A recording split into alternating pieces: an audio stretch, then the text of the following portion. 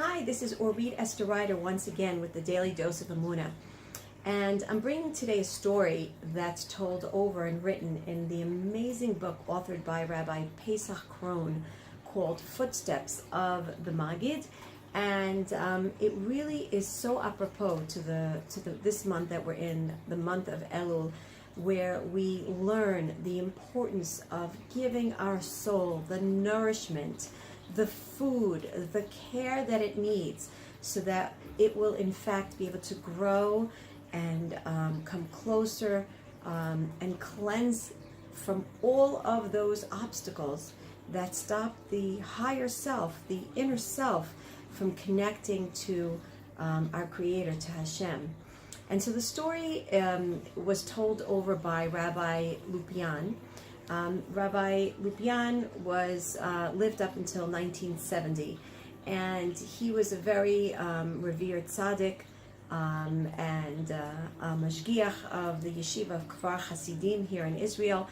And he tells over the story, the Rav Lupian, in that he had heard over from years earlier in the days of World War I. And the story goes that it was known that in Eastern Europe at the time, the communities, all of the communities of the time had suffered from malnutrition due to lack of food at the time. And unfortunately, many had succumbed to death because of malnutrition and had grown very weak. And the story is told of a young boy who was lying in bed because of his body being weakened due to the lack of nourishment. And one day a group of boys came to visit him. And as his father was sitting beside him, the groups of boys came in with their jolly, and the young boy lying in bed turned to his father and he said to his father, "Who are these boys?" And the father turned to the young boy in bed and he said, "These are the kids from your class."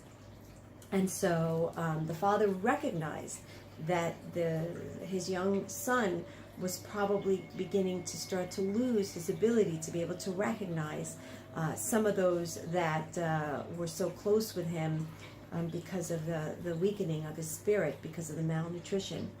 A few days later, this young boy's brother comes walking into the room, and once again he turns to his father and he says, "Who's this, Abba?" And his father turns to him and says, that's your brother. It's your brother, my child." And once again, he realized that this is going to continue to get more and more difficult for him as he continues to suffer the consequences of a lack of food. Not a week later passes, and the father comes walking into the room, and the young boy looks up to him and he says, "Who are you?" And the father looks to him and he says, "It's I. My son, you're my son, I'm your father." And with that, Rav Lupian sort of stood in the moment of trying to relate to that tragic scene of a young boy who no longer recognized his own father. And he said the following words. He said, "Every Jewish person is created with a Jewish soul called the nefesh. And like the body, the soul needs to be nourished. It needs Torah, it needs mitzvot, it needs Emuna, it needs to be fed its proper food. And if a person doesn't provide his nefesh, his soul, with that what it needs, it will become so weak and it'll lose its strength to the point where a person will most likely no longer recognize its own father." And that's for us. That's us. When we don't feed our soul, when we unfortunately get to the point where we no longer give the nourishment, serve the nutritional items that need to be given to a soul, the soul will, God forbid, eventually fall into the prey of forgetting her source, forgetting where she's come from. And that's very tragic.